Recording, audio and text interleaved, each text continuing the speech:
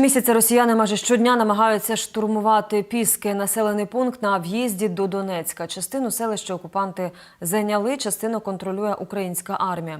Навколо Пісків справжнє пекло. Ворог знищує села, рівняє їх із землею. У вогні Первомайське. Репортаж із Донеччини від Ольги Калиновської.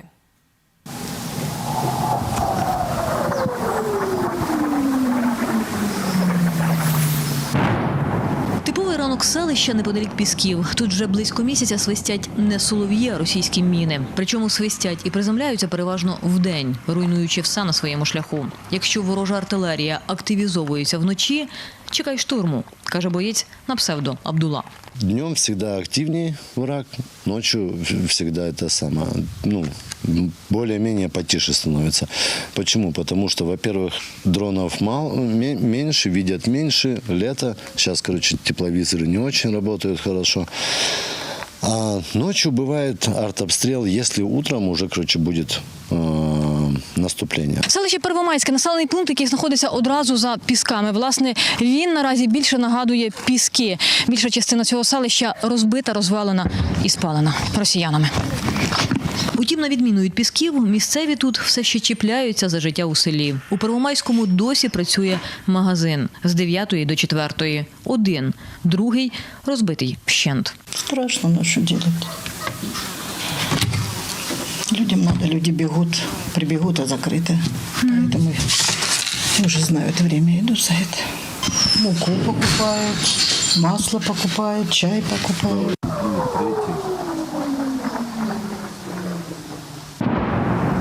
І хоча людей на вулиці переважно не видно, їх ще чимало залишається у селі, каже продавчиня Ніна, навіть із дітьми. Хоча тут щодня розбирають чиюсь хату. І не одну. Будинку Ніни вже немає. У вас будинок цілий? Тоже побило? Да, попала. А де живете? Вон там напротив. Ищу, куда бы выехать. Потому что страшно, очень страшно.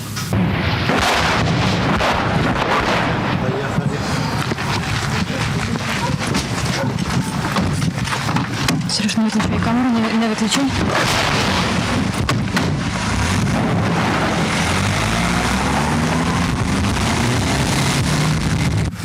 Уже нема півхати. А як же ви живете? В підвалі. Постійно в підвалі? Да. Віктор чекає на вулиці знайомого на авто, якому передає пенсійну картку, зняти пенсію та список того, що потрібно купити. Йому вже довелося один раз тікати від руського міра. У 2014-му з Донецька. Вочевидь, каже, поїде і звідси. Якби не горіх, за яким сидів, зізнається, ми б із ним сьогодні не розмовляли. Забора нема нічого. Вікна. Там же ж даху нема, воно ж тече, напевне. Ну хай тече, завалиться, тоді я якось буду просити когось, щоб кудись вивезли. Дивись, там собака може вийти, овчарка. Вона в підвалі зараз, вона теж вже така перепугана, що труситься вся. Власне, ми зараз бачимо Піски. Понятне діло, що там, де приходить руський мір, там отакий стан. Армієць на псевдофін демонструє те, що залишилося від Пісків. Селище у кількох кілометрах від Первомайки. Воно і раніше, визнає, було розбите. Але нині російська арта монотонно та по квадратах змішує усе із землею. Попри це, частину Пісків контролює українська армія. Десь вони там є, десь ми там є.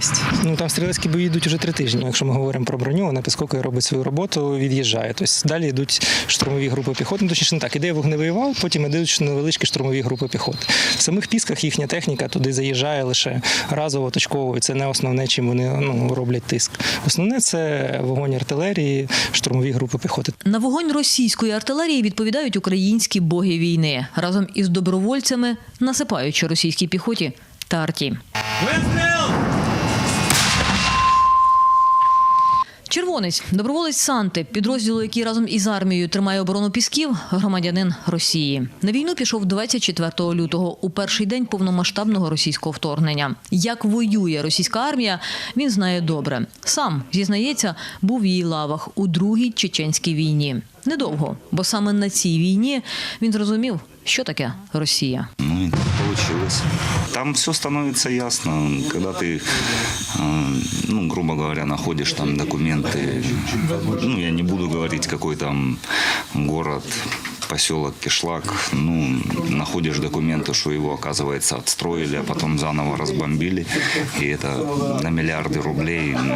Ну, это дико. Там делать нечего. Там все продается, все покупается. Він не сумнівається в перемозі України. Так, каже, вона буде не завтра. І навіть прогнозує не цього року. Але точно буде. Так само точно, як після перемоги України не буде Росії. Сейчас железный занавес, все развалится. Там же, что, посмотрите, даже поля не засеваются, все заброшено, настолько все становится убого, что... Поэтому разберут, просто кто-то часть Курилу заберет, кто-то часть, допустим, то же самое, финны заберут назад свою Карелию. Я на это очень надеюсь. У меня вообще отец просто с Петрозаводска. Я, грубо говоря, фин. Поэтому хотелось бы, конечно, но посмотрим. Ситуация покажет. З Донеччини Ольга Калиновська, Сергій Клименко, Сергій Малін, 5 канал.